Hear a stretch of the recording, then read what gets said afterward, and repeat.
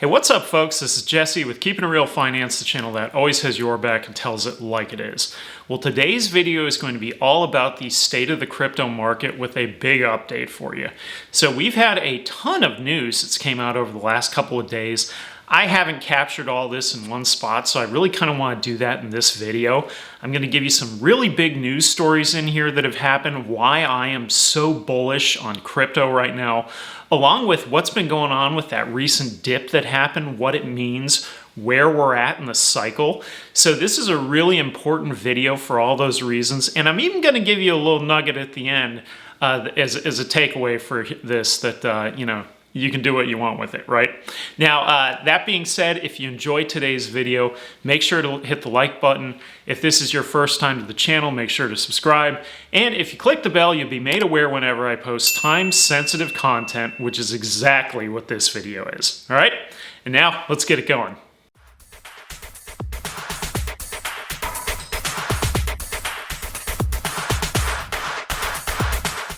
All right, so I want to kick off today's video by first going into some really bullish news stories that just happened recently that are a really big deal for crypto, okay? So number one here is that Coinbase recently has listed the CRO token, this is for Crypto.com, a centralized exchange, and VGX token for Voyager. So these are competitors. They are centralized exchanges. Up till now, Coinbase has never done this, okay? So this is a change. They've changed something here. They've gone another direction, right? So Coinbase announced November 3rd that they had listed the CRO token, while yesterday they announced they listed VGX, and they had listed it on Coinbase Pro just before that, all right? Now, why this is a really big deal is they have never listed centralized exchange tokens before, ever, okay? So, why now? Well, could it be because they've given up on their own token? They were exploring that earlier in the year and they weren't quite sure if they could do it or not. Maybe they've given up on that route, hard to say.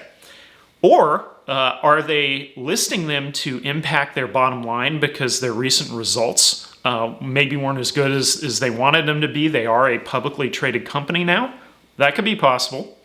Or are they shifting their focus towards their NFT marketplace, which I had seen in headlines with Brian Armstrong saying he thinks that could be bigger than their actual exchange business. So, wow. Now, it's hard to say exactly, but what I do know is in the past, they have never been keen on listing competitors' tokens. They just haven't. They haven't done it. Way back when, however many months ago it was, Binance got in trouble for the derivatives of these stock tokens, and they had a stock token for Coinbase. CZ had mentioned that, if they had an actual coin for Coinbase, he would list it on Binance, no question. He'd list it immediately. But Binance, vice versa, has never listed BNB, okay? So, now that they're listing centralized exchange tokens, including competitors, how soon till they list FTT, that's the FTX token, and how soon till they list BNB? So, that could be right around the bend. Super bullish, all right? Now, Crypto.com, in our next story, buys the rights to the Staples Center. So this is where the Los Angeles Lakers play ball, right? Really big deal, really big. So per this article here by Sam Dean at the LA Times, goodbye Staples Center, hello Crypto.com arena. That's a drop the mic. I mean, drop it, that's almost like a throw the mic down. Holy cow. And now, let me give you some of the terms of this thing. So Crypto.com paid $700 million for the naming rights for the next 20 years, making it essentially one of the largest naming rights deals ever.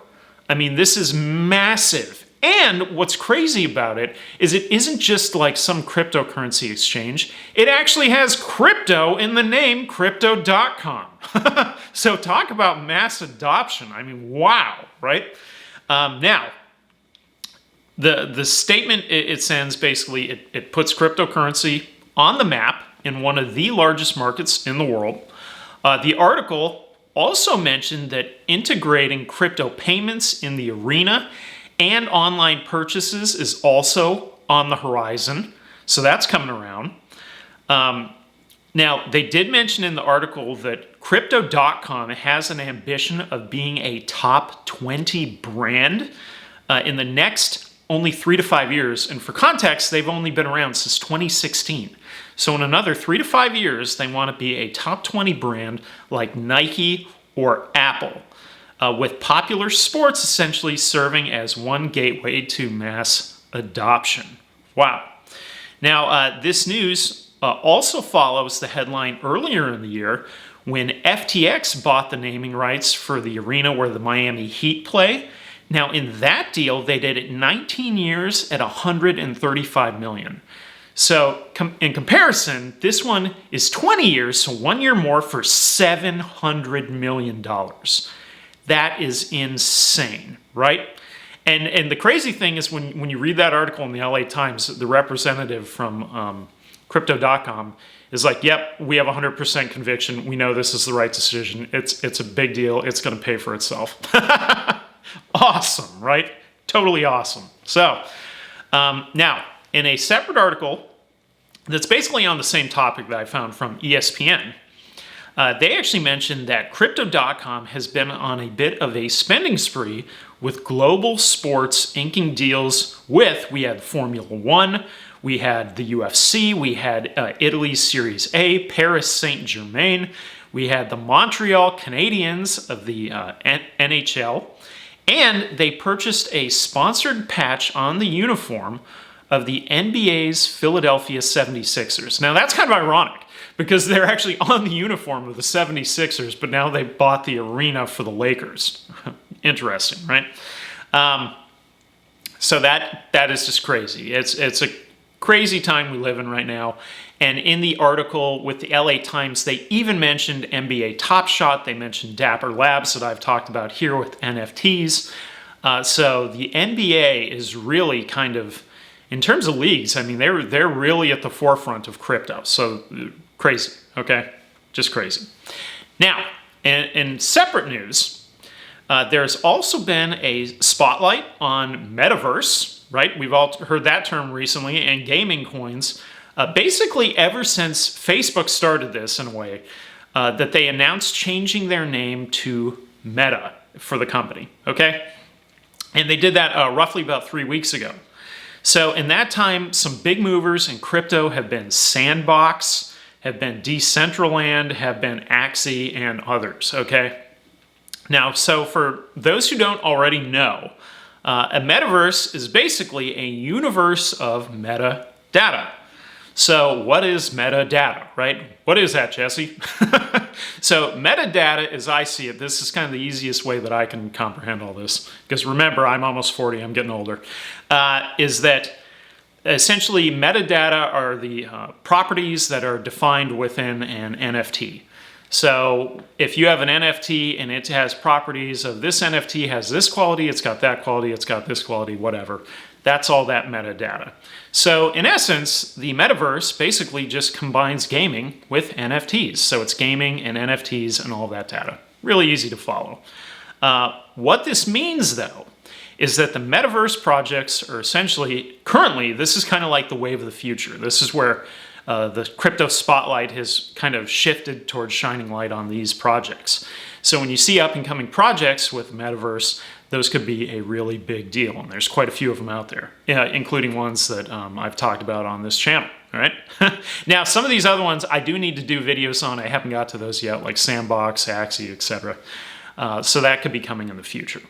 So the bottom line is I kind of use the metaverse as like a step beyond Fortnite. So Fortnite has been a worldwide phenomenon. All the kids play it. They've spent tons and tons of dollars. My son, excuse me, he has spent a lot of money on Fortnite. I'm sure plenty of other kids have, and now this is kind of the next thing. So it combines cryptocurrency, it combines NFTs, and it combines gaming, all right? Now, in other big news, which I did a video on earlier in the week, obviously, was the Voyager debit card, okay? So here in the US, that's like a really big deal because, you know, everywhere else in the world, you've got Binance, etc., and the Binance card. But here in the US, we don't have that same access, okay? So having something like this available for us is a huge deal, okay? Now, this essentially follows Coinbase because Coinbase also had announced earlier that they have a card also. So I am currently on the wait list now for both of them. So at some point, I'll be getting those cards for each. So that's a really big deal, right? Now, outside of all of that really bullish news, we had a bit of an unexpected market pullback, right? So over the last couple of days, the market was way down, right? Now everybody's saying, well, I don't know, is this it? No, this isn't it. So the interesting thing is that it was unexpected, but maybe it wasn't, okay?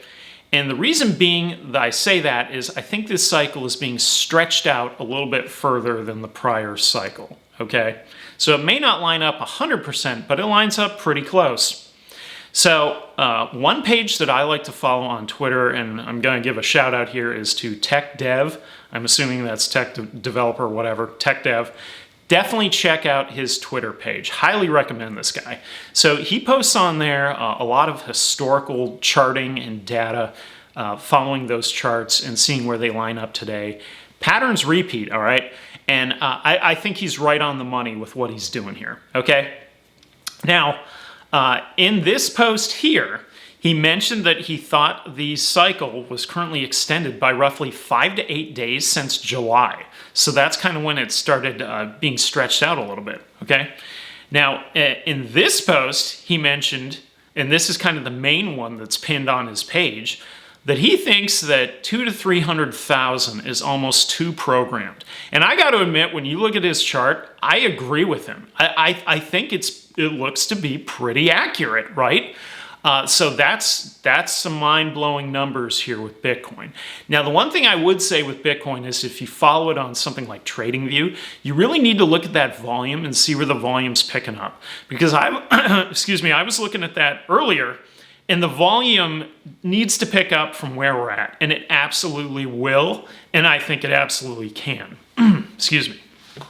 So, he also mentioned, with others, that the bottom, by all accounts, is in, and now we are headed towards the parabolic run for this bull run, the parabolic leg. This is a big deal, right? Now, here's that little nugget that I was saying I was going to give you earlier. I almost posted about this on Twitter, and I thought, nah, I think I'll throw it in my video. Okay, so here we go.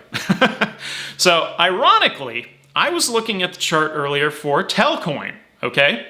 Thinking that this is definitely poised for a breakout, with the price hovering around the bottom of the trend line as seen here on TradingView. Now we also have the RSI in an absolutely perfect spot being at the very bottom, meaning that the only place that it should be going from here is up, okay? Now, lo and behold, and this is just kind of funny, when I was on Tech Dev's Twitter page, he also did a comparison of Telcoin where he compared it to XRP in 2017, and it lines up almost exactly as you can see here. So, needless to say, scoop me up some Telcoin earlier, along with some of the others I picked up. I picked up a little more DOT, a little more BTT. I'm probably saying the name wrong.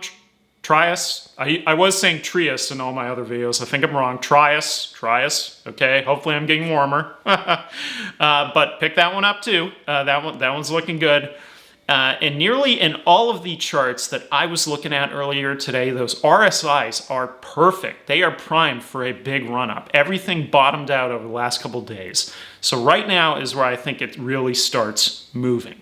So, some final thoughts overall in this entire video is basically that the crypto market from now, at least by all accounts, through the middle, 2/3 of the way through December, is going to be on absolute fire. So it is going to be rolling, folks. So this is that one time, you know, that comes along every 4 years where it should be doing this. Now that being said, is typically in the cycles, Bitcoin runs first, followed by Ethereum, followed by the rest of the alts, right? So, you know, it's up to you, whatever you want to do in this cycle or any other. I actually posted on Twitter just the other day that essentially every downturn, all it is another buying opportunity. And who's going to be there scooping it up at the bottom? This guy. I'll be there at the bottom scooping it up, right? And I'll be doing that all next year when the market's in the toilet. So I fully believe in the market cycles. You know, I've recently listened to an interview that Will Clement did with Willie Woo and with Plan B.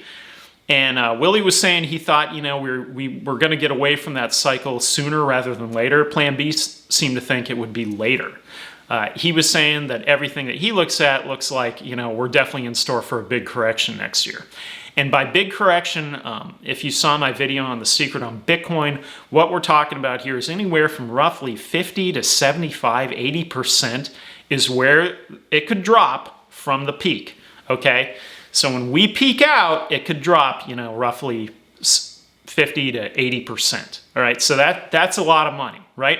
So you got to do whatever you want. But the bottom line is you really don't lose anything unless you actually sell, right? So you don't have to sell anything. You could always just keep DCAing your dollar cost average, or you could sell off some positions, keep others, whatever you want to do. The data is out there, especially on Glassnode, when it comes to something like Bitcoin, that most of those people hodling have been hodling a really long time. So certain people probably aren't going to be selling even if we go bearish after all of this. But with everything I've talked about in today's video, this next month time frame, at least through mid-December, is going to be absolutely smoking hot. So you heard it here. You know it's going to happen. I'm fully committed into this thing, and I can't wait. It's really exciting to be a part of it, and super bullish on crypto with everything that's happening in the news, with the mass adoption. How some of these deals are just crazy. So, especially from companies that have only been around 5 years. I mean, a $700 million naming rights deal for a company that came out in 2016 is wild, right? So, how soon before we see, you know, the Binance arena, some of these other ones coming around, you know, Coinbase does something, whatever. It's going to happen, folks. So, big deal. Great time to be in crypto. If you're in now, you're in early. That's a great thing. And that's it for today's video. So if you enjoyed today's video, make sure to hit the like button. Don't forget that I'm also on Twitter at KIR Finance, where you can find me tweeting and retweeting on a regular basis. Check me out there. And for a friendly reminder, this is Jesse with Keeping It Real Finance, channel that always has your back and tells it like it is. And I will see you on the next one. Later.